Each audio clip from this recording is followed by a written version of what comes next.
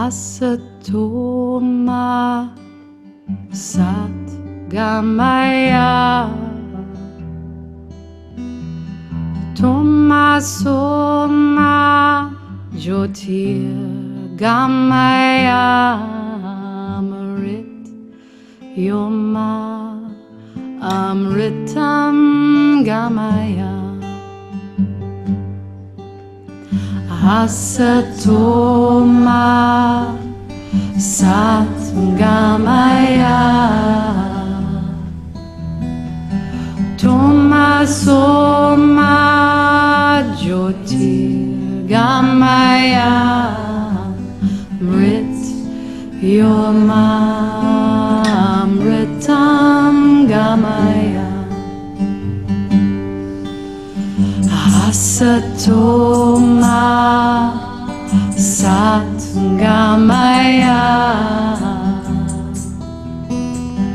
Tomaso Ma Jyotirgamaya Mrit Yoma Amritam Gamaya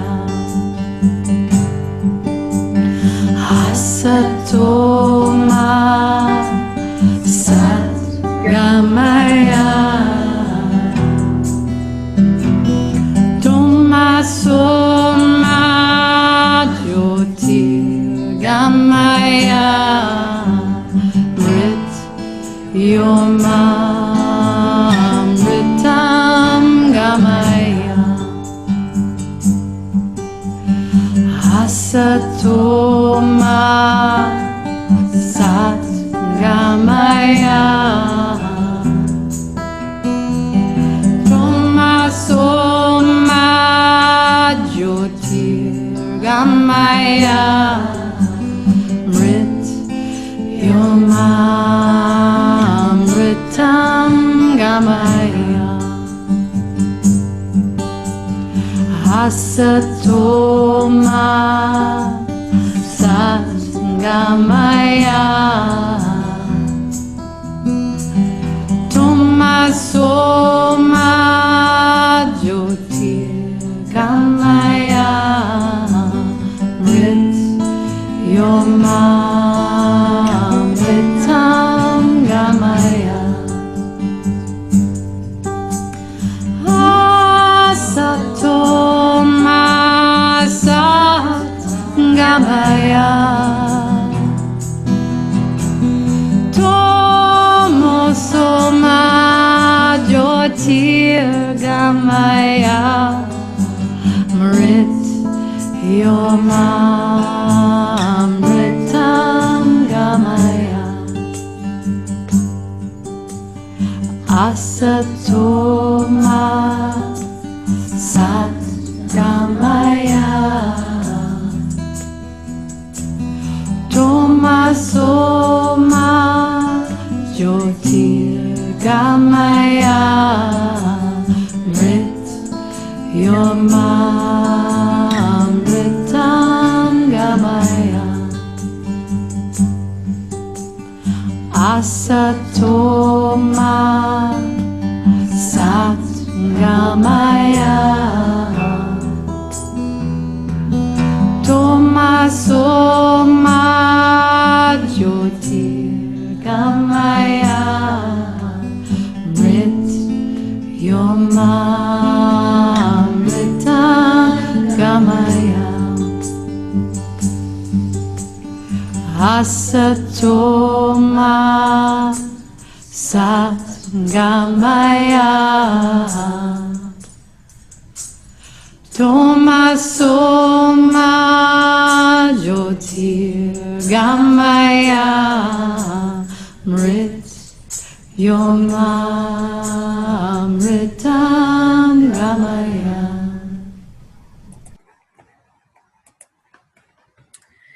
Hello.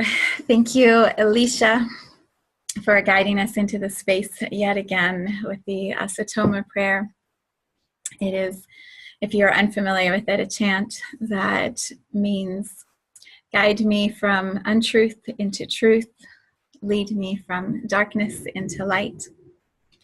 And lead me, guide me, remind me that we move from death to immortality.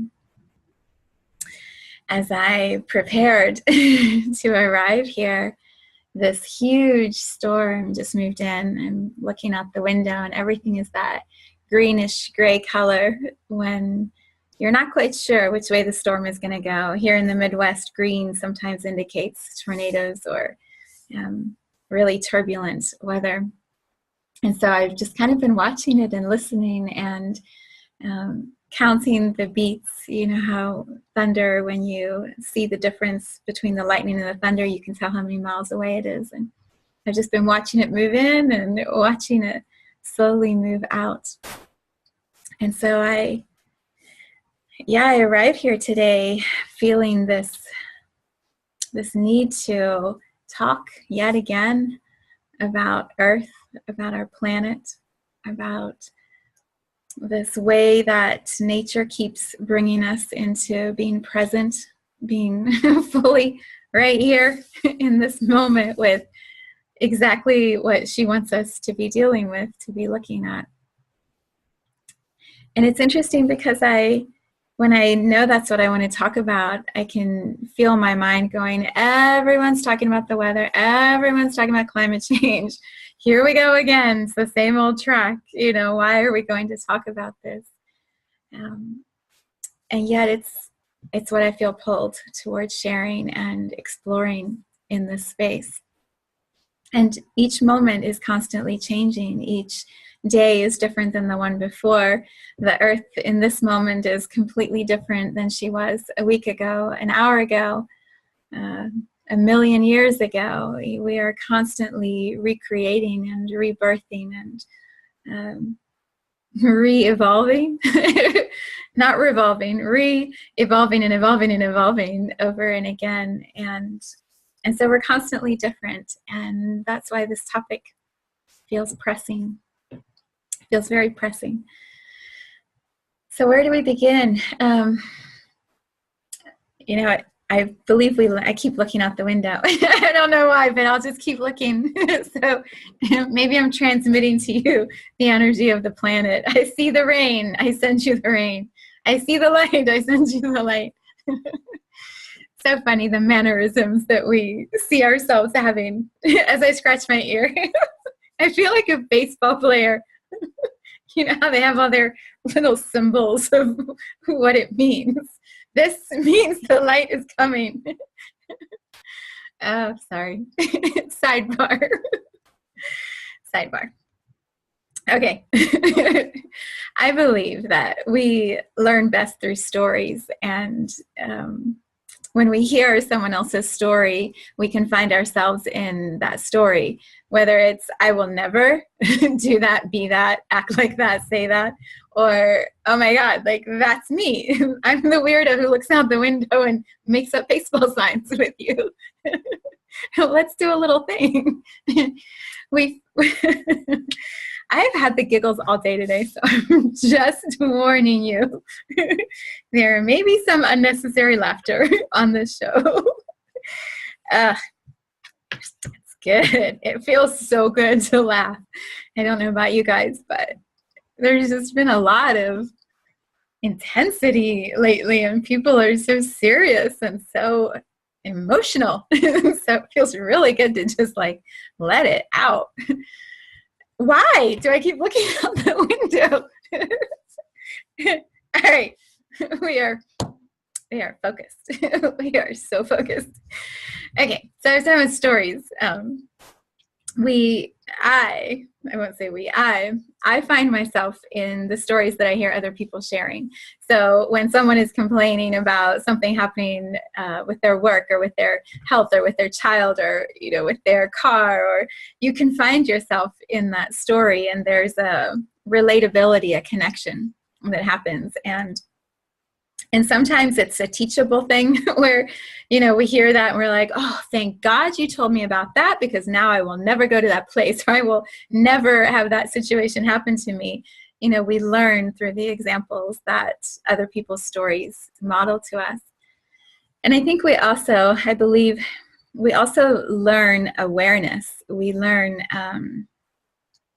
we awaken, we become more aware, we are more present,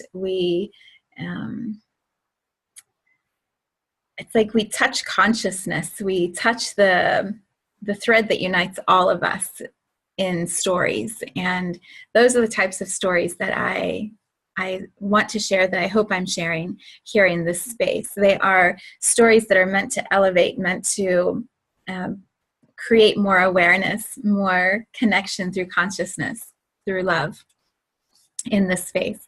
So they may be funny stories, but they are intended to be stories that awaken you, that help you find a higher vibration, a higher version of yourself in the match.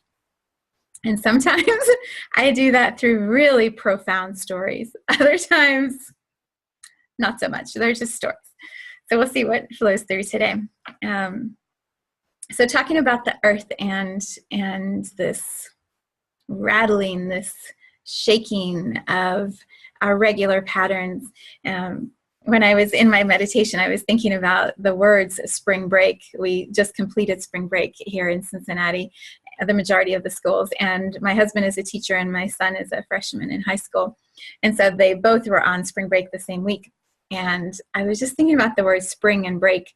You know, words carry such vibration, such meaning with them. And sometimes we say the words and we don't even realize what we're saying. So all week we've been talking about spring and break, spring and break.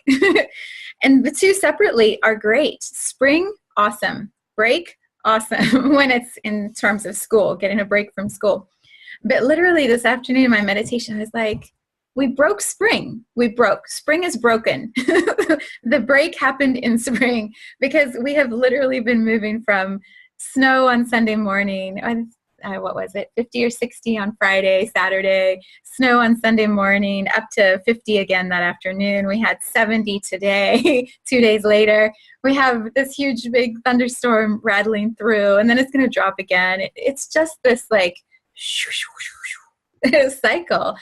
And so the way that plays out for us is our choice. And I was offered that opportunity to really experience that and witness that for myself this past week. We had a huge list of home projects that we wanted to work on, and we tried to prioritize them and schedule around what the weather was going to do. That went really well. Every day my husband would open his phone, he's like, oh, there goes the plan, there goes the agenda. And oh, it's just not fair to laugh about it, but it is funny when I try to put myself up against Mother Nature and I decide I'm in control. I will make the schedule. I will make the plans. What I want is what will be created. And then Mother Nature goes and just like smacks us to the ground. You have to laugh. Like, what else are you going to do? You can't, well, you can get angry. You can cry. You can pout. You can be petulant. You can do all those things. But what's the point? You still can't change what Mother Nature, what Earth, what Gaia is bringing forward for us. And so I've really been, these are the right words. I've been offered the opportunity to watch different ways of being, to see, how people interact with, a change in plans and giving up control, and how our choice really determines what kind of experience we're going to have, what our day is going to feel like, how we're going to be in our relationships, if we're going to be frustrated or happy or, laugh or cry. One of the best moments, I'm doing my baseball thing again, one of the best moments was on Saturday afternoon. It had rained and rained and rained and rained, and my husband worked in the rain, and he worked through all the different challenges that Gaia threw up and presented to him. And on Saturday, it was super cold in the morning. He worked all morning, got a bunch of things done outside. And then I joined him and we did some yard work, and it was just beautiful. It was so sunny. It was so pretty. The sun was just like bright. It was a Saturday, spring. It actually felt like spring. It was just this beautiful moments, and I couldn't help myself. I was like, oh, I can't wait to lie down on the new furniture we just put on the deck. Oh, that couch is going to be so comfortable. I mean, it just slid out. I was really enjoying the yard work. I was really into the yard work, but this comment just came out, and I could tell my husband realized, like, she's sort of done. She's kind of done with all of this. So he is such a good sport. He said, okay, and we kind of wrapped things up, even though we weren't done. And we finished all of it on Sunday. But we went and we laid on the couch and started a fire and just enjoyed, like, the sky turning gray because more rain was coming in. We're cuddled up under these big blankets, like, kind of listening to music and just chilling, having a beer or two, and just enjoying this ability to say, the weather is going to do what the weather is going to do, and I'm choosing my experience and choosing how I engage with what is being presented to me. And so instead of forcing an effort and trying to make something happen, I'm just going to be here in the pleasure of the moment and create something fun. And it was such a beautiful pause for both of us. It felt so good to me to sit and just, you know, laugh and listen to music and play on my phone and, you know, just be present. And then Sunday, Sunday we busted our butts again. Yeah. So why do I bring all this up as I look out the window? It's very easy for us to get in our routines and our patterns and put our deadlines out and expect that we're going to get things done and force and push and make things happen. And then, you know, we wear ourselves out. We get resentful. We get tired. There's more friction that gets created. The outcome is good, but it's not as great as it could have been. And the experience along the way is not as fun, or not as, it's not that everything has to be fun, but it's not as pleasurable. The experience along the way isn't about the joy. It's about the goal or the focus or the thing or the list. It's not about the joy of the actual being in that moment. And that's what I believe Gaia, Earth, is presenting to us, are these constant ripples under the surface. These, it's like trying to walk on a steady surface, and there's these little, like, bumps that she's throwing up underneath us, just to throw us a little bit off balance, to have us find our steadiness, or, you know, make us look at things with a little bit different perspective. If we were just following the same old seasons that we're used to and things were exactly as they had always been, we would be in flow, it would be fun, but perhaps we would be missing some opportunities to engage differently, to create differently, to be more present. And so Gaia is bringing us these little whirlpools, tide pools, swirlies, you know, just little bumps to wake us up. And then how we choose to react is creating our reality.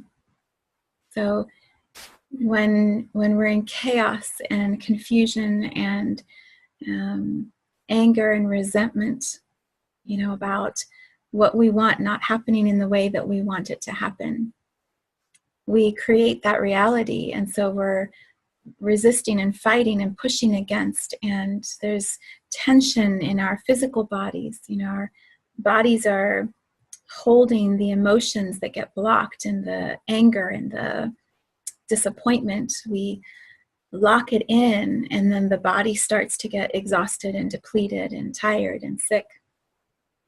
When we're presented with these opportunities to pause, to go, okay, well, thunder and lightning. My daughter just texted from university, and she's like, they closed the gym. We have to wait because there might be a tornado warning. You know, the pause, the disruption to the schedule, you could be angry about it, or you could go, all right, well, I'm going to sit and talk to this person next to me I've never met before. They might have something interesting to say, or we're just going to laugh about this crazy weather that we're having. Weather can become this way to connect more deeply with people. We used to always make a joke, right? Oh, we'll talk about the weather, meaning it's going to be this little surface conversation. Now, weather can literally take you into some really deep, profound connections with people. Why do you think the weather is what it is? What should we do about it? How can we get more engaged? You know, it's an opportunity to change our emotions, our reactions, our behavior, and then create something new. What a beautiful opportunity to be presented with over and over again. And our choices can come from fear. You know, much conversation that I read or hear or listen to about anything connected to climate change is very fear-based. The world is coming to an end. We are destroying our planet, and you know, everything is on this downward slide, and you know, the planet's going to end. And I know I've talked about this before in this space. The opportunity is, yes, there are things that we are doing to our planet that are harmful. What can we do to create something different? How do we create solutions? How do we talk about the solutions that are working? How do we get people more engaged in their own ability to impact the weather, the climate, the planet? How do we get people really on board with making this place, this home planet of Gaia, sustainable long-term? Our planet is doing her part. She's shaking, she's moving things around, she's throwing little tide pools up at us. She's trying to get humans to pay attention, to be more aware, and to look at their emotional reactions. As much as we talk about plastic and carbon emissions and trash, and I mean everything, like there are so many topics we could talk about. There's also this huge topic of energy. Humans as energetic beings who stay in this swirly usable space of energy instead of connecting into our planet and sustaining our planet, reinvigorating our planet, sending energy down to recycle and power up our planet. There are so many ways that we haven't even tapped into yet that we can have a direct impact. And I don't believe we talk about those enough.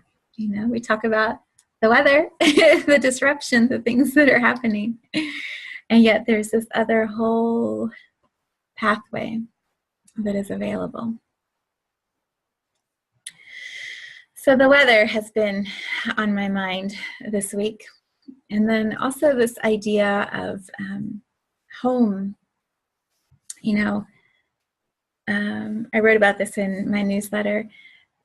When I was younger, when I was in high school and college, you know, and then, probably my 20s, spring break meant let's go party. People wanted to get away, go to the beach, and it was about this going for some adventure that was external, that would satisfy whatever the depletion was we were feeling from being in school. And I know that's still very much a collective feeling, right? It's spring break. I got to get out of here. I got to get out of here. I got to go away. I got to escape. Let me get far, far away from this routine, this life, this scheduled, way of being. Let me escape this reality I'm in and go somewhere else. And I kept feeling this over the past week. My husband for sure would have been very happy to be at the beach and soak up some sunshine and not deal with all the rain and the chores and the things that he was looking at here. For sure, hands down. For me, what I have become more aware of over the last 6 months, over the last year, is that right here, this moment, I say this in my meditation a lot when I guide meditations, come into this moment, this body, this lifetime, this experience right here, and be here. It's so good.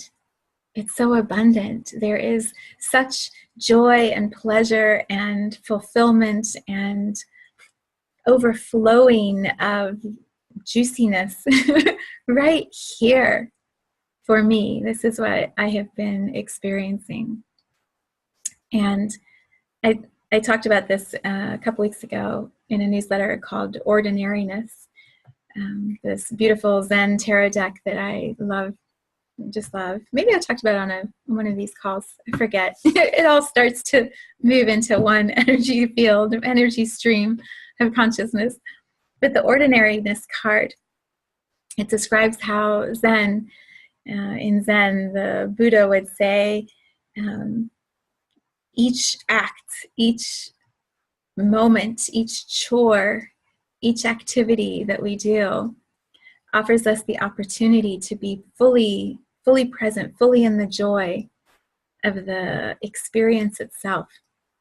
And as we realize that, as we become that, as we accept that, then every single moment of your day, my day, our days, can just be this beautiful expansion of presence, of being.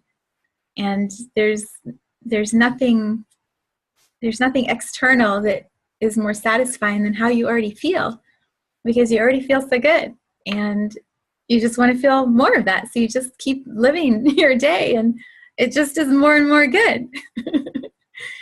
Oh, I keep bringing my daughter up, but this morning I was leaving her a message about astrology. There's this awesome post by Astro Mama. If you are not following Astro Mama on Facebook, oh my gosh, for sure. Find her. She's based in Cincinnati. Sarah Hayes is her name. She's phenomenal. And this post that she shared today, it was all about, things are good and this is a time of power and optimism. And then I was reading another report for the new moon circles that I host. And the new moon in April in Aries is the most positive new moon. Everything is coming up more and more abundant and joyful. And so I'm leaving my daughter a message about this. I'm like, you're going to love this. Guess what's happening in April? Here's what's going on. And she left me a message back and she said, it's getting better? Are you kidding? Things are picking up? What? It's already so good. How can it get better, Mom? I can't imagine that it's going to get better. And that's how I feel. That's exactly how I feel. She's thrived in her freshman year at college, literally just is thriving in this environment that she's created for herself. And I feel that for myself here. There is just this ever-expanding field of joy in me, through me, around me that is just like,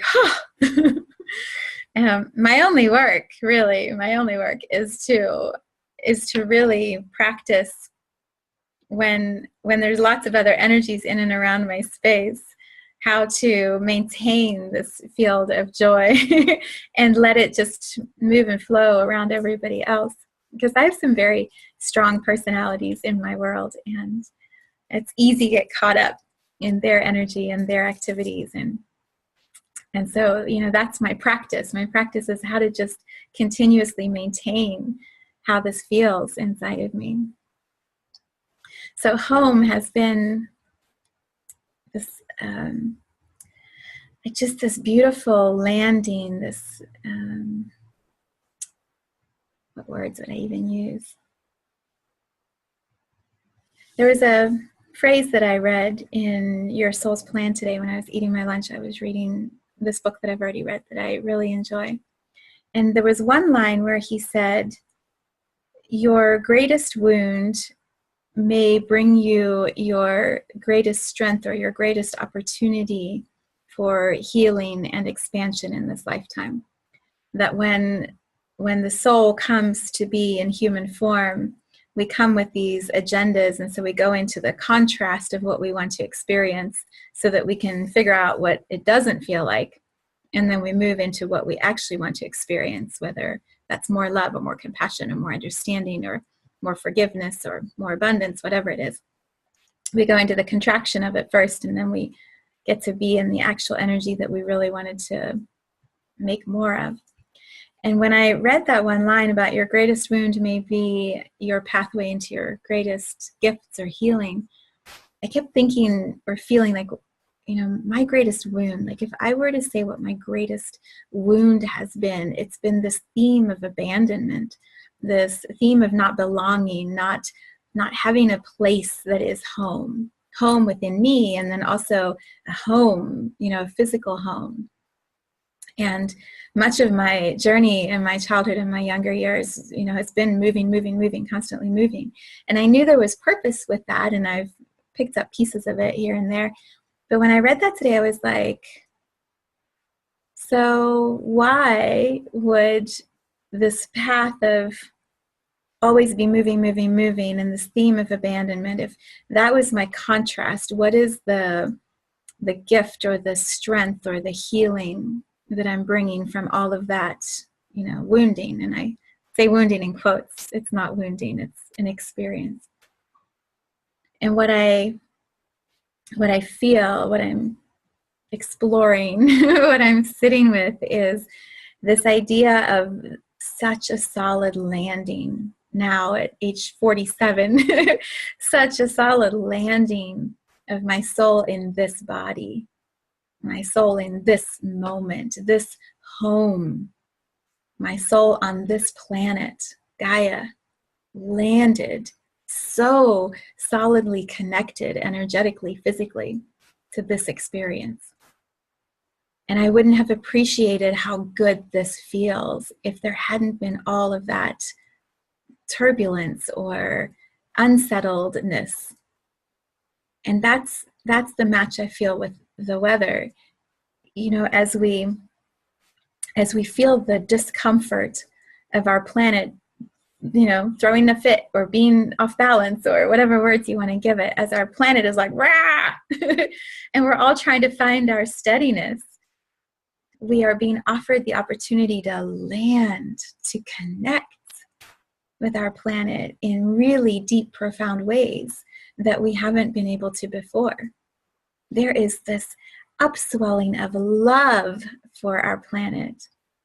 The conversations about being green, going green, taking care of our planet, speaking up about climate change.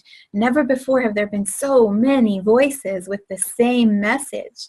Protect our home. Protect our planet. Pay attention. Get engaged. Do something, right? This is our one and only tiny little bubble that is flying through the universe. This tiny little speck of dust, What are we doing? How are we protecting her? And how are we getting engaged in that? And if we didn't have all the disruptions, if presence wasn't being forced upon us, we would just keep going along, doing our thing, playing the way we always played, up in our heads, not really thinking about this planet, this land, this home. And I really was able to experience that this week over spring break.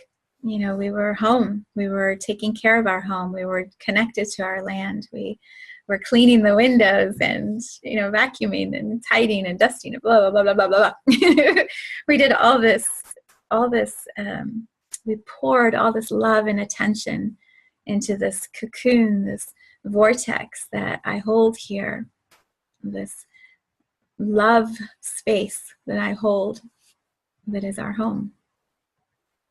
And I wouldn't have been able to do that, to land this anchored space, if I didn't know what it felt like to be unanchored, to not have a place where I belonged. Now that I have had that contrast, I know what it feels like to be home.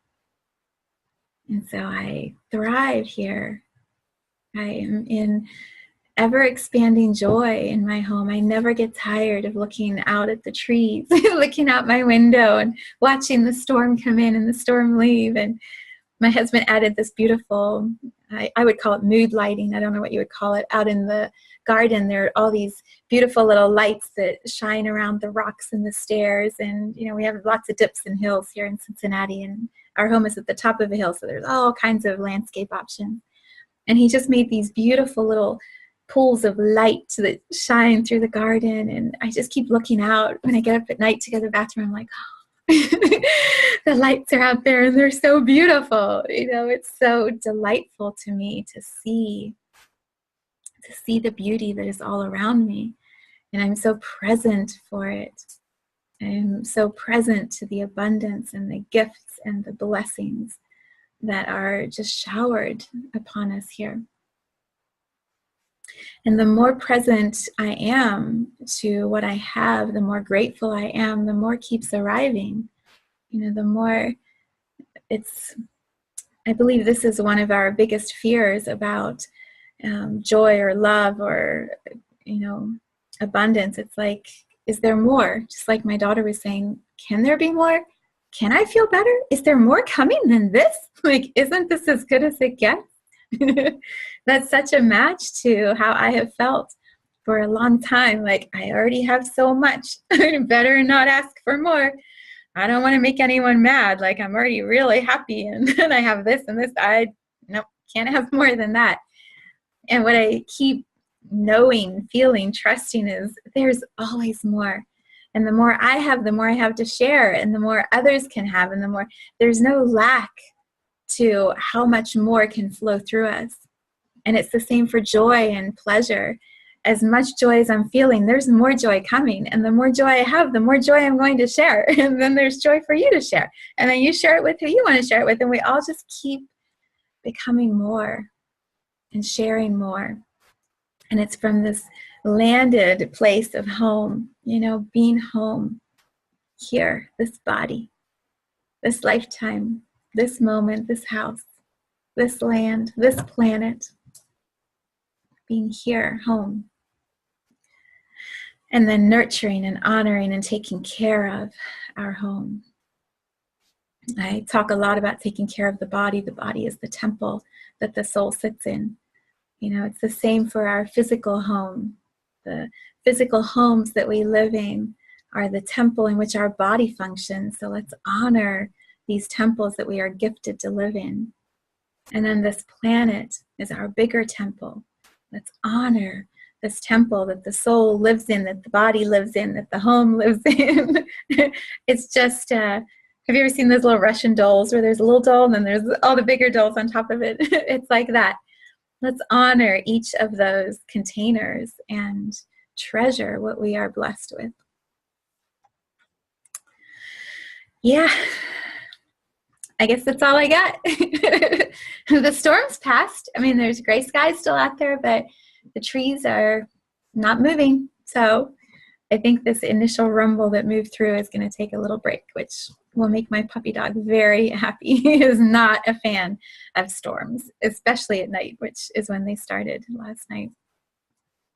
Okay, I ramble. I digress. I trust you found a nugget or two in there for yourself. And yeah, if you find value in what I share it with others. And let's continue spreading this knowing that there is more and that love and joy is ever flowing and abundant. The song that I have selected, Alicia Mathewson is going to be making new songs for us soon. I just know it. I feel it. I feel it. It's coming. She's going to be creating more. Okay, so let me close this one out. The song that I picked to close us is called Sweet September. And yeah, this song I just absolutely love for so many reasons. It reminds me of a dear friend who passed in September, another friend who passed in September. And yeah, like there's something so sweet about that month. And I feel like we're in the flip of that right now. September's in the fall, here we are in April, and there's just this awareness of the gift of life and the beauty of the land. And yeah, Alicia talks in the song about being home, coming home, and for her that's Cape Cod. So I will let you listen to her sing to us.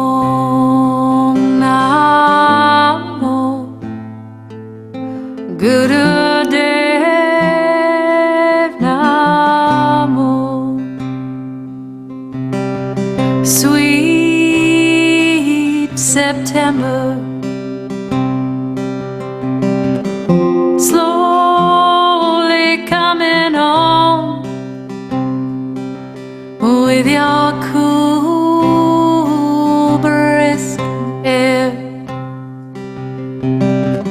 rushing into my lungs. Oh, sweet September on Cape Cod.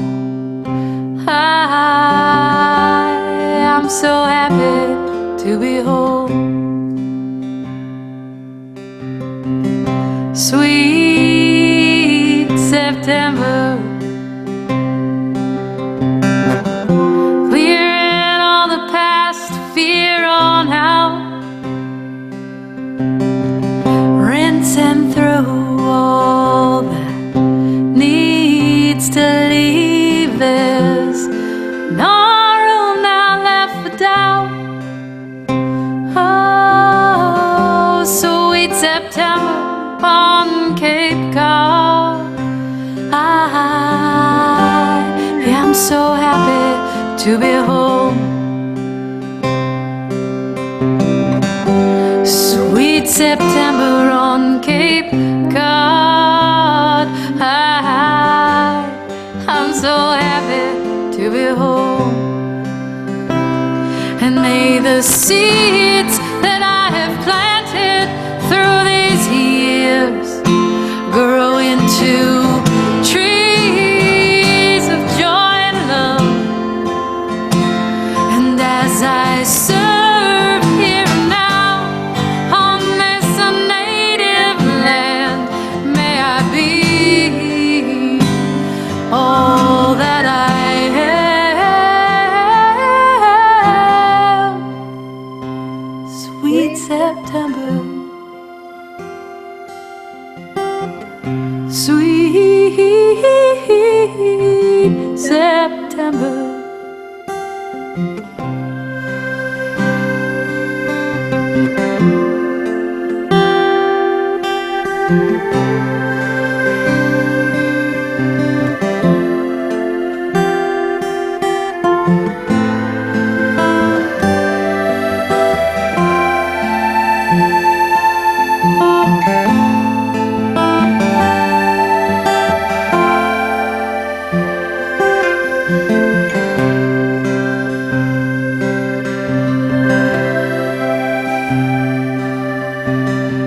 Sweet September,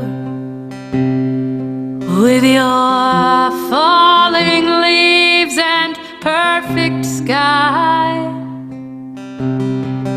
Thank you for showing me to truly live. You have to let yourself die. Oh, sweet September on Cape Cod. I am so happy to be home. Sweet September on Cape Cod. I am so happy to be home.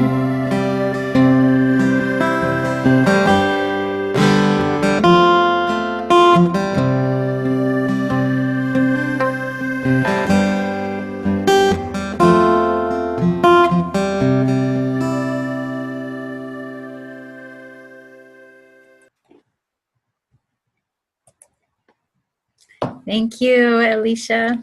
I have listened to this song so many times. I don't even know how to tell you how many times I have sung along with her. When she came to my home in November, she was singing the song, and it had been a while since she'd played it. And I was literally like, she sang it wrong. It's her song, but she sang it wrong. Because I knew the way it was supposed to go according to the CD. It's such a beautiful song. So thank you again and again for creating that song that has just brought me such pleasure and joy and guidance on my path. I included this song in my book, and it's been just so many parts of it are a mantra for me. So thank you for this gift, Alicia. I have a little Post-it note that I've kept on my computer right underneath. You can't see it, but I keep pointing to it like you can. More baseball. There's a little Post-it note, and I see it every day, and I don't always pay attention to it. And while I was singing along this Sweet September, I saw the note, and it says, I am the one who is here, loving this now present moment fully. That is my greatest truth. I am the one who is here, loving this now present moment fully. May we all be so inspired. So much love to each of you today. Mwah.